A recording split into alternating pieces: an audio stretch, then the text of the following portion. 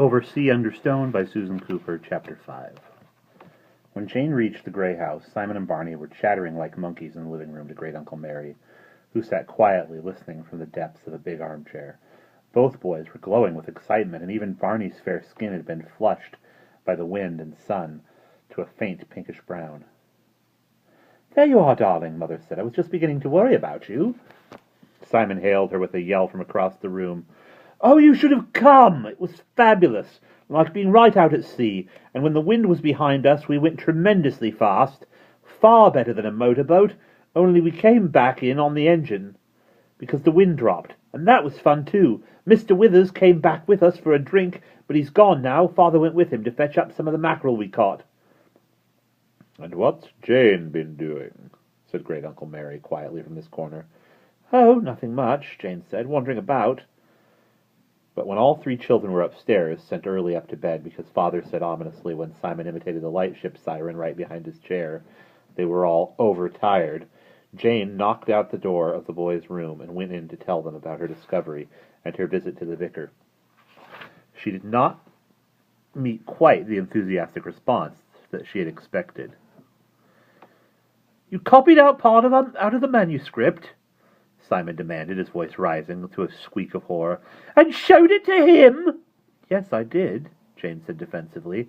"Well, for goodness sake, what harm can that possibly do? A little penciled line in a guidebook can't mean anything to anybody." "You jolly well shouldn't have done anything connected with the manuscript unless we all agreed together." "It wasn't connected with the manuscript, not as far as he knew. I just told him I wanted to find something out about the coast." Jane forgot any uneasiness she had felt about the vicar in building a defense against Simon's indignation. "I thought you'd be grateful my finding out the manuscript shows Kenmare Head."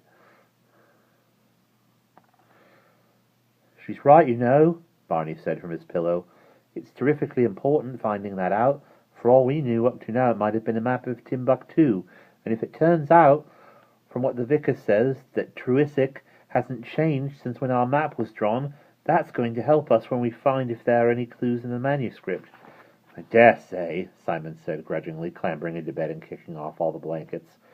"Oh, well, yes, it does help. We'll talk about it tomorrow." "Then we can start our quest," Barney said sleepily. "Night, Jane. See you in the morning." "Good night." But the morning brought more than any of them had bargained for. Simon woke first, very early. The air was still warm, as it had been the day before. He lay in his pajamas, staring up at the ceiling for a little while, listening to Barney's peaceful breathing from the other bed. Then he grew restless, so he went out and padded downstairs barefoot, feeling hungry. If he found Mrs. Polk already in the kitchen, he might manage to have 2 breakfasts. But Mrs. Polk seemed not to have arrived yet, and the house was quite silent. It was not until he reached the flight of stairs leading down into the hall that Simon first noticed something wrong. Always on his way down to breakfast, he stopped to look at the old map of Cornwall that hung on the wall at the turn of the stairs, but when he looked for it this morning, it was not there. Only a rectangular mark on the wallpaper showed where it had hung, and as Simon glanced along the wall, the pictures down the stairs, and as Simon glanced along the walls of pictures down the stairs, he saw that there were several more gaps as well. Puzzled, he went slowly down into the hall. He found several strange, naked-looking patches where pictures had been taken down, and the barometer next to one empty space was leaning sideways. Simon went across and straightened it, feeling the bare wooden blocks of the floor cool under his bare feet. Looking down the long hall, he could see nothing else unusual at first. Then he noticed that at the far end, where the sun was streaming in from the kitchen through the open doorway, several of the blocks had been wrenched out and were strewn all over the floor. Simon stared, puzzled. He started down the hall toward the kitchen, but then on an impulse turned to his right and reached for the handle of the door into the living room. It squeaked under his touch, as it always did, and nervously Simon opened the door and peered round. Then he gasped. The room looked as though a tornado had blown through it in the night. The pictures hung crooked on the walls, or lay torn from their frames on the floor, and the furniture seemed to Simon's first startled glance to be completely buried in books. Everywhere there were books, scattered over the floor, open, closed, upside down, heaped on tables and chairs, mounted on the sideboard, and a lonely few still lying on the empty shelves. All the locked bookcases around the walls that had been forbidden to touch were empty. The glass doors hung loose from their hinges, with splintered wood showing round their locks, and one or two, completely wrenched away, were propped against the wall. The shelves had been swept clear of everything they held, and the drawers below were open, with papers spilling from them, loose, on the chaos of books on the floor. There was a faint musty smell, and a thin pile of dust seemed to hang in the air. For one frozen moment, Simon stood staring aghast. Then he turned on his heel and raced upstairs, shouting for his father. Everyone was woken out of their early half-sleep by his shouts. Led by Father, they all stumbled out into the passage, in pajamas and night-dresses, and followed Simon downstairs, dazedly trying to understand the words tumbling over each other out of his mouth. "What is it?" "What's the matter? Is the house on fire?"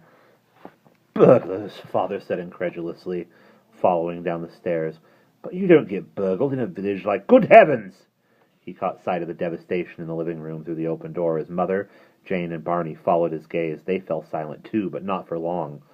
Wherever they went on the ground floor of the house, they found the same thing. The doors of bookcases had been ripped off, and the books tumbled off the shelves into a chaotic jumble on the floor.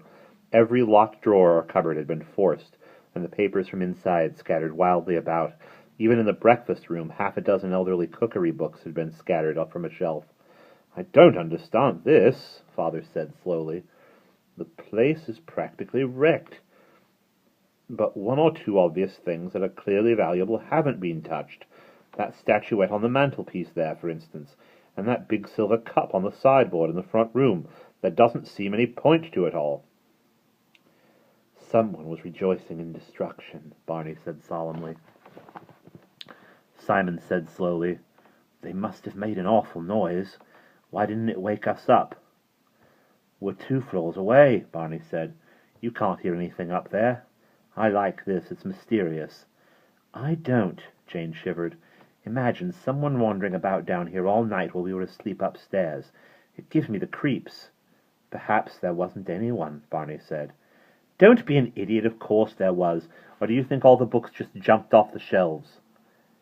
"It needn't have been human. It might have been one of those special sort of ghosts that throws things about just for fun. A poltergeist," said Father absently. He was opening all the silver cupboards to see if anything had gone. "There you are, one of those."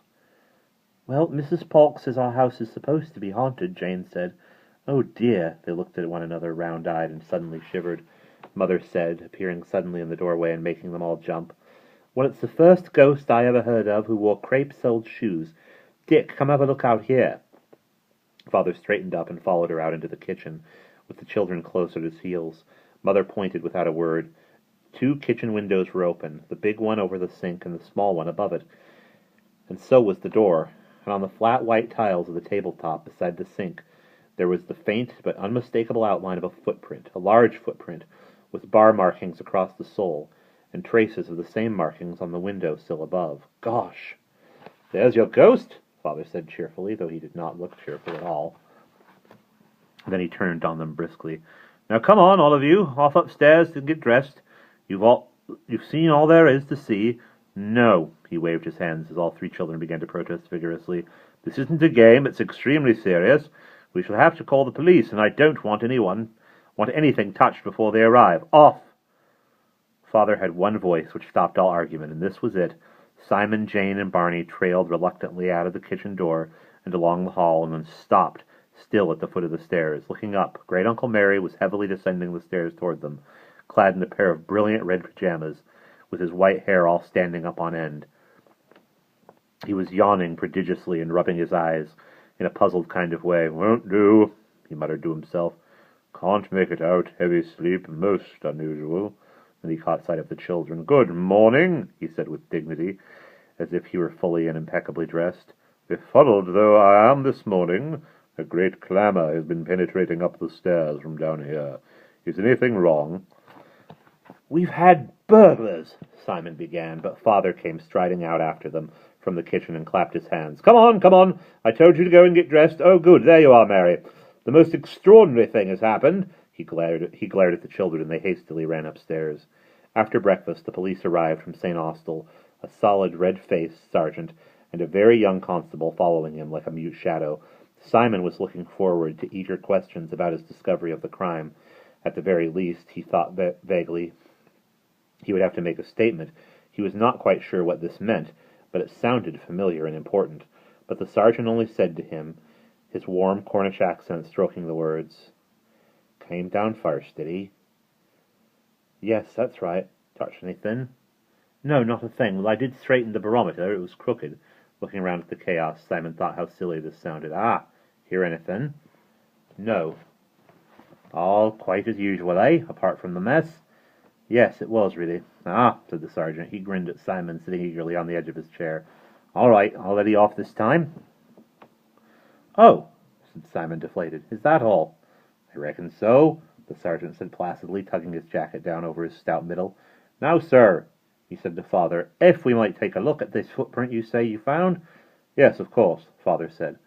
Our father led them out to the kitchen. The children, drifting behind, peeped through the door. The sergeant gazed impassively at the footprint for some minutes, said to his speechless constable, "Now take good note of that, young George," and moved ponderously out to the disorder of the living room. "You say there's nothing gone, sir?" "Well, it's difficult to tell, of course, since it's a rented house," Father said, "but certainly nothing valuable seems to be missing. The silver's all intact. Not that there's much of it, anyway. That cup, as you see, wasn't touched, but they seemed to go for the books, and I can't vouch for those. There may well be some missing that we don't know about." "'Tis a proper mess, surely." The sergeant bent down with some effort and picked up a book. A small, deflated black cobweb lay along the top of its pages. "Very old, these. Valuable, maybe. Quite well off, the captain is, I believe." "If I might suggest, Sergeant," Great Uncle Mary said diffidently from the edge of the group. "What is it, Professor?" The sergeant beamed up at him, all over his rosy countryman's face. Even he seemed to know Great Uncle Mary inexplicably well. "I had no chance to look very thoroughly, since most of the bookcases were locked, but I should have said that very few of the books in this house were valuable.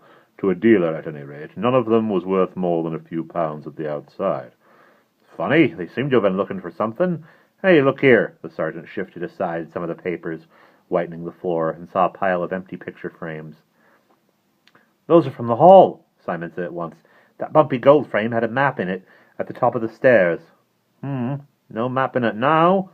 All of 'em been ripped out still. I dare say we'll find them somewhere in all this clutter." The sergeant rocked to and fro on his heels, gazing with an expression of mild regret at the battered bookcases and piles of books. He rubbed one of his shiny silver buttons thoughtfully, and finally turned to Father with an air of decision. "Sheer hooliganism, I reckon, sir. Can't be no other explanation. Seldom is round these parts, anyway." "Ah," said the young constable regretfully, and immediately turned crimson and looked down at his feet. The sergeant beamed at him. "Someone with a grudge against the captain, I dare say, having a go at his belongings. Might well be one or two people hereabouts don't like him. He's a funny old bird, wouldn't he say, Professor?" "You might call him that," Great Uncle Mary said abstractedly. He was standing, looking about him with a puzzled frown. "Breaking into a different place, the size of Tressick," the sergeant, the size of Treswick, of Trewessick, the sergeant said. "People don't expect it. They leave their windows open. Did he lock up last night, Dr. Drew?" "Yes, I always do, back and front." Father scratched his head. "I could swear there weren't any windows open downstairs, but I must admit I didn't go round trying them all." "Well, no, you wouldn't expect this sort of thing. Beats me why anyone should want to take the risk, just to rough the place up and not pinch anything. Now, if I could have one more look at that print." He led the way out of the room. Simon beckoned Jane and Barney to stay behind. "Hooligans," he said thoughtfully. He picked up a book that lay sprawled open face down on the carpet and shut its covers gently. "It doesn't sound right somehow," Jane said. "It's all so thorough, every drawer opened, and almost every book taken down." And there we will pause.